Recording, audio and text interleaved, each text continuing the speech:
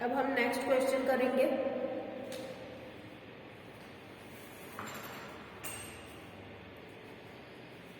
अगला क्वेश्चन है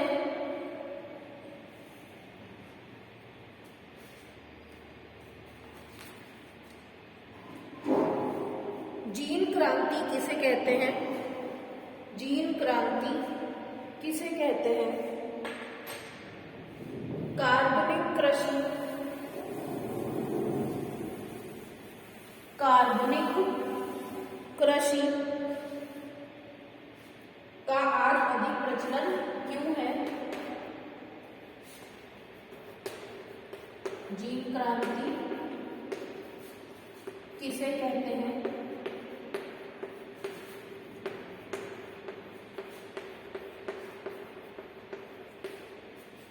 कार्बनिक कृषि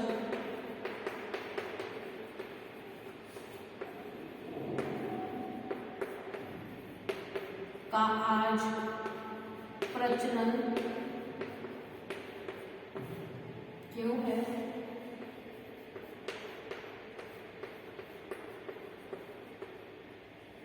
दो कारण दीजिए।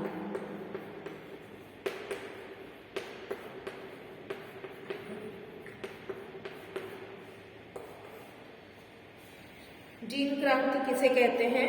कार्बनिक कृषि का आज अधिक प्रचलन क्यों है?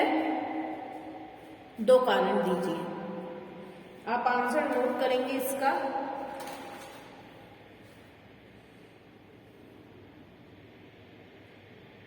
जीन क्रांति का अर्थ लिखेंगे सबसे पहले। जीन क्रांति का क्या अर्थ है?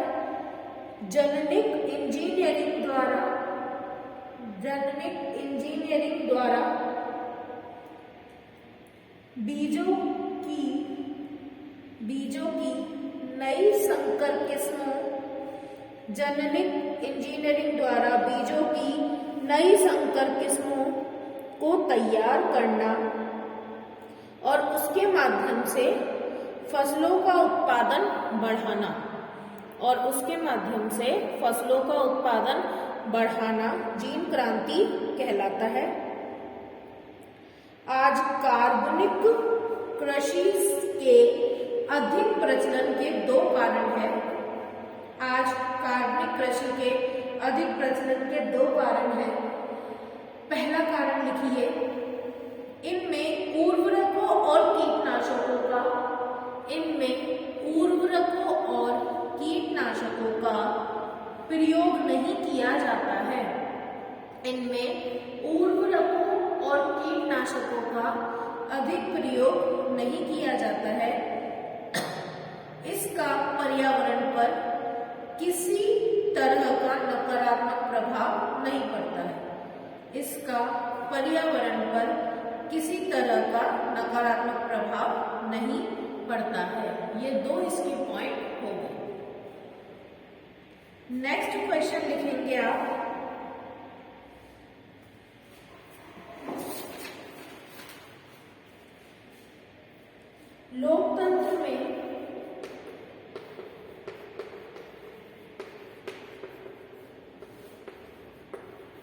लोकतंत्र में सामाजिक विभाजन की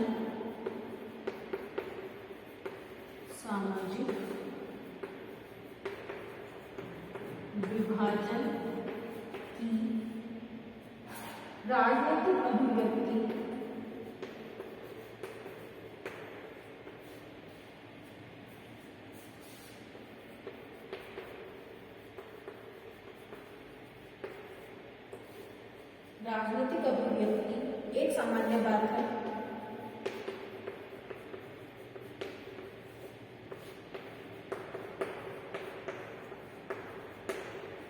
एक सामान्य बात है और यह एक स्वस्थ राजनीति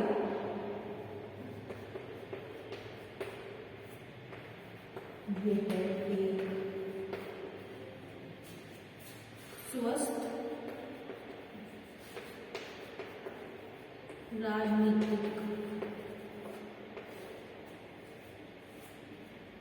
लक्षण भी हो सकता है।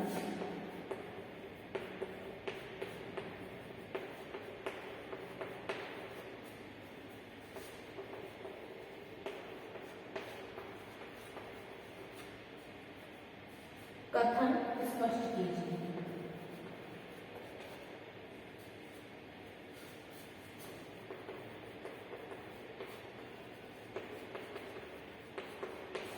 क्वेश्चन आपको नजर आ रहा है,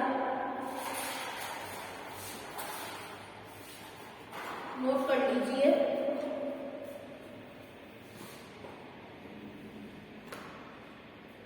लोकतंत्र में सामाजिक विभाजन की राजनीतिक अभिव्यक्ति एक सामान्य बात है और यह एक स्वस्थ राजनीतिक लक्षण भी हो सकता है। कथन स्पष्ट कीजिए, ये प्रश्न है, नोट कर लीजिए। इसका आंसर लिखें। लोकतंत्र में सामाजिक विभाजन की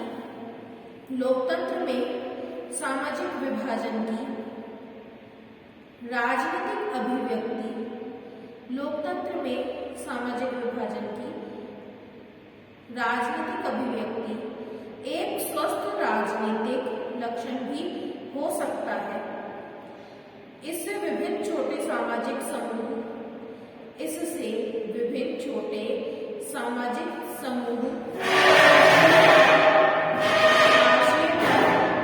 बड़ी जरूरतों और परेशानियों को जाहिर करते हैं।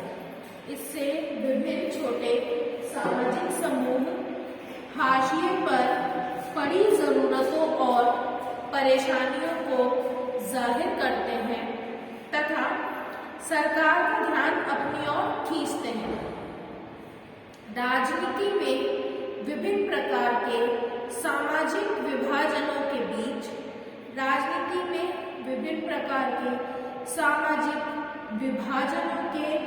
बीच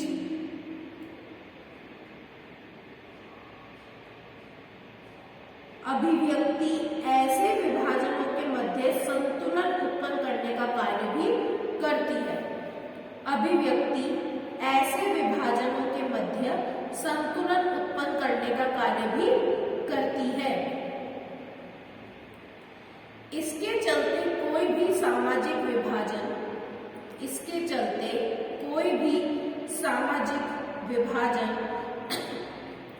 एक सीमा से अधिक उग्र नहीं हो पाता। इस स्थिति में लोकतंत्र मजबूत ही होता है। ये इसका आंसर होगा। अब मैं तुम्हें कुछ क्वेश्चन दे रही हूँ, वो आपके आज के होमवर्क क्वेश्चन है।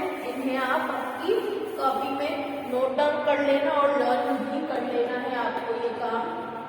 होमवर्क के जो क्वेश्चन है, क्वेश्चन नंबर 1 है आज का, लघु प्रकार का ही है।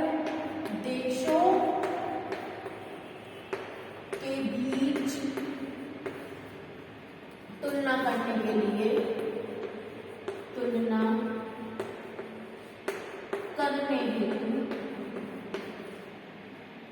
कुल आय अधिक उपयुक्त मानी जाती है। कुल आय अधिक उपयुक्त मानी जाती है।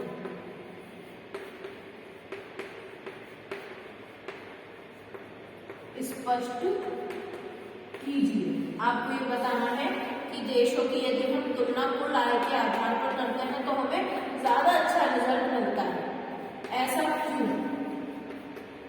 क्वेश्चन सेकंड देखो, खुली बेरोजगारी और प्रचुर बेरोजगारी के मध्य भेद बताइए। खुली बेरोजगारी और प्रच्छन्न बेरोजगारी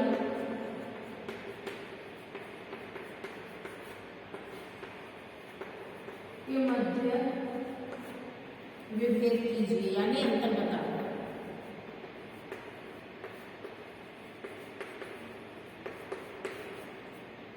और नेक्स्ट क्वेश्चन है,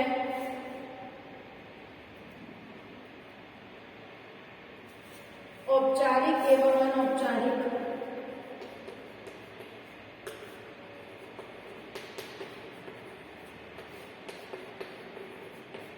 औपचारिक एवं अनौपचारिक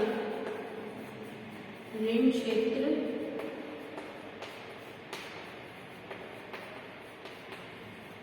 के मध्य अंतर बताइए। ठीक है, ये जो क्वेश्चंस हैं ये आपको आज की डेट में होमवर्क में कर लेने हैं, लिख भी लेना है और इनके आंसर्स को याद भी कर लेना है आपको। ठीक है, ये सारा काम आप कंप्लीट करके रखेंगे डे टू डे और अपनी जो स्टडीज है वो भी कंटिन्यू करते रहेंगे। आगे के जो निबंधात्मक प्रकार के प्रश्न हैं इसी मॉडल पेपर के, उसे अपन कल डिस्कस करेंगे।